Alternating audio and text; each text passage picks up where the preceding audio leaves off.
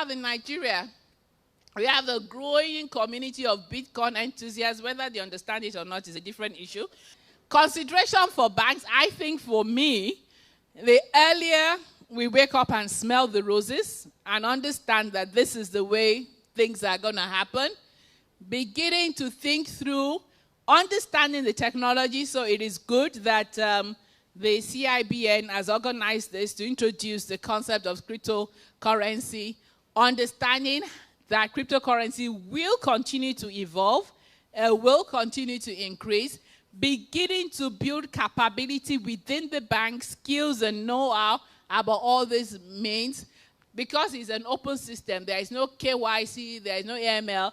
So what anti-money laundering was supposed to address was to ensure that everybody in the financial system is known. Right now, in the cryptocurrency world, my only identity is my ledger. Nobody knows who is behind that ledger.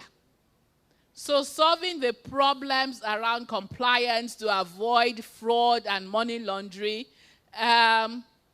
the truth is that as this increases, the transfer fees that bank earns will disappear, because it's just a different opportunity. There will be reduction in transaction costs, and begin to think through how we can push through around, innovate around payments, smart meters, bill payments, and stuff like that. Obviously, regulators are weary, but I think globally there's a recognition that it is better to regulate and enable innovation rather than to try and prevent it. Regulators are waking up to the reality that cryptocurrencies will happen, whether people do not need permission to transact amongst themselves. So regulators are understanding that, and they are also, but the role of regulator is to protect. The truth is that your child might want to do anything, but you that is not good for the child, you will set boundaries. But you can't stop the child from doing.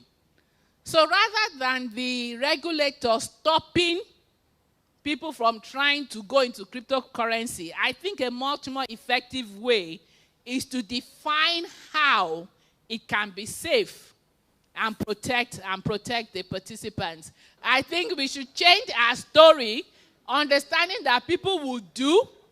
How can we make it safe for them to do? Panelists at the event shared their perspective and gave insight into the blockchain technology and outlook for Nigeria's financial industry.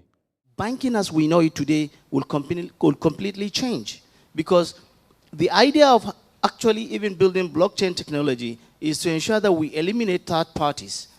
Banks sit in between to collect certain commissions for making or transmitting payments. So by the time we're able to transact directly, peer-to-peer, based on an open ledger that everybody can see what is happening on the system, then certainly banking as we know it today will change. Secondly, if we replace